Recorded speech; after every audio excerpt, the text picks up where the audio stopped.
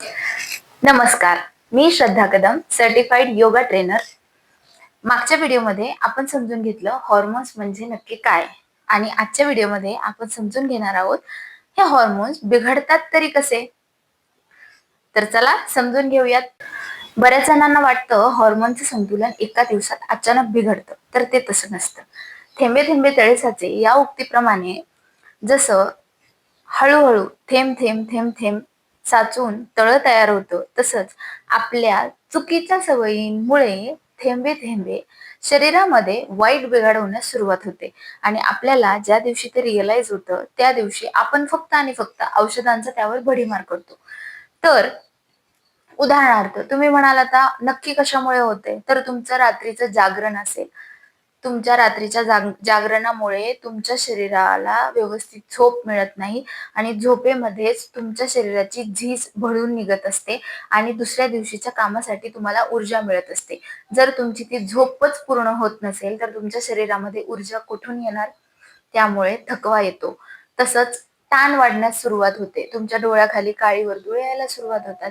तुमच्या शरीराचं नैसर्गिक घड्याळ असतं ते पूर्णतः डिस्टर्ब होतं. परत तुम्हाला बऱ्याचशा गोष्टी त्रासदायक होतात. जसं की शरीरातली उष्णता सुद्धा वाढते, पिंपल्स येतात, महिलांमध्ये पिरियड्स अनियमित होतात. या सगळ्या गोष्टींचा परिणाम म्हणजेच हॉर्मोनचं असंतुलन आहे. हॉर्मोनचं संतुलन बिघडलेलं लगेच दिसत नाही, पण हळूहळू काही दिवसांनी, काही महिन्यांनी ते आपल्याला दिसायला सुरुवात होते. आणि त्यामुळे आपल्याला थकवा येतो, केस गळणं असेल, चिडचिड असेल, पिंपल्स येणं असेल, ताण वाढणं असेल, झोपच येत नाही, इन्सोम्निया होतो, निद्रानाश होतो, कशामध्ये मन लागत नाही, एकाग्रतेचं प्रमाण कमी होतं, प्रोडक्टिव्हिटी जी असते आपल्या कामामधली ती राहत नाही, 100% ऊर्जेने आपण काम करू शकत नाही. या सगळ्या गोष्टी आपल्याला होतात ती चुकीची जीवनशैली अंगीकारल्यामुळे किंवा आपण त्या योग्य जीवनशैलीसाठी प्रयत्न न केल्यामुळे.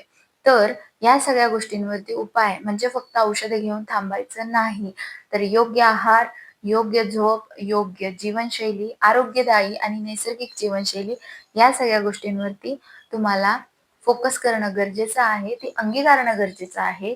जर हे सगळं तुम्ही केलंत आणि महत्वाचं म्हणजे योग करायला हवा. योग करायला जमत नसेल, वेळ नसेल, मेडिटेशन करा.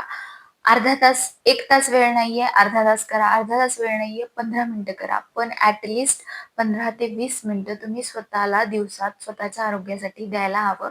आणि जाता जाता एक प्रश्न मला तुम्हाला विचारायचा आहे. मला खरं खरं उत्तर कमेंटमध्ये द्या. दिवसातले असा किती वेळ आहे की जिथे आपण डोळे बंद करून शांतपणे सगळ्या गोष्टी, विचार आणि काम आणि मोबाईल साईडला ठेवून स्वतःच्या श्वासावरती लक्ष केंद्रित करतो? मला कमेंटमध्ये नक्की सांगा. हा व्हिडिओ तुम्हाला इन्फॉर्मेटिव्ह वाटला असेल तर तुमच्या कुटुंबियांसोबत, मित्रमैत्रिणींसोबत नक्की शेअर करा. आपल्या चॅनलला सबस्क्राईब करा. तोपर्यंत स्वतःची काळजी घ्या, निरोगी राहा आणि महत्त्वाचं म्हणजे योगाशी जोडलेले राहा. धन्यवाद. भेटूयात पुढच्या व्हिडिओमध्ये.